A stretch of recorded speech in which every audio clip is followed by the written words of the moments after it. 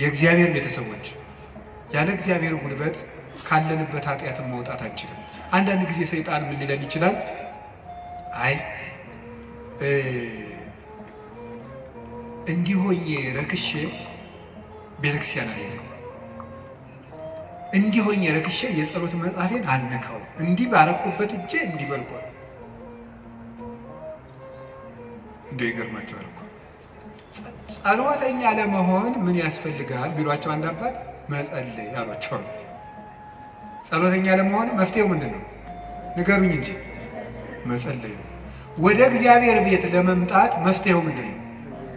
ወደ እግዚአብሔር ቤት መምጣት ነው እንጂ ንገሩኝ እንጂ ወደ እግዚአብሔር ቤት ለመምጣት መፍትሄው ምንድን ነው?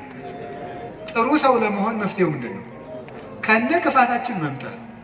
ምክንያቱ ሳ የዮሐንስ ወንጌል ምዕራፍ 7 ላይ ጌታ ምን ብሎ ነግሮናል? እኔ ውሃ ነኝ። እስኪ ውሃ በሉ። የተጠማ ቢኖር ወደ እኔ ይምጣ ሲል እኔ ምንድን ነኝ ማለቱ ነው። ስለዚህ ወደ ወንዝ የሚሄድ ንጹህ ሰው ነው ያደፈ ሰው ነው? ንገሩኝ። ያደፈ ሰው። እንዲያውም ካደፍን ነው ቤተክርስቲያን መምጣት ያለብን። ልንነጻ ነው የምንመጣው። ውሃ የሚቀዳ የተጠማ ሰው ነው? የጠጥቶ የጨረሰ ሰው ነው? የተጠማ ሰው። እንግዲያውስ ክርስቶስ ለእኛ ለተጠማ ነው ያስፈልጋል።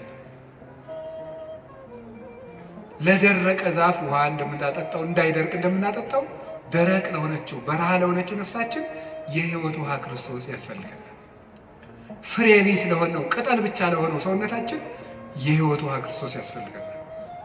መምጣት የሚያስፈልገን ለእኛ ነው።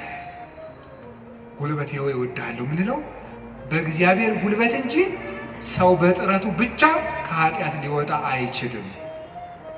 ምዕመናን እንደዛ ነው የምነግራችሁ።